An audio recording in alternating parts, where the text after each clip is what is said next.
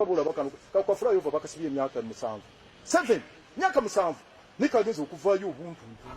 busaafu mbwetoro ani agenda okwetorola waggulu bwati obadoloza nti oba kyebazimba eyo munda ekiri eyo mbabulira abantu bakola enguudo Kenya wano yakola overpass yayo that expressway yonna eri waggulu okuva ku kisaawe Entebbe Nairobi okuva ku kisaawe Entebbe paka eri girigi simanya girigi nga luguudo luwanvu luti ne balukola mu record time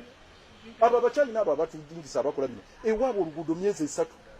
bwoba kava Beijing oba no dai myezi 3 wotaleka luguudo olusangawo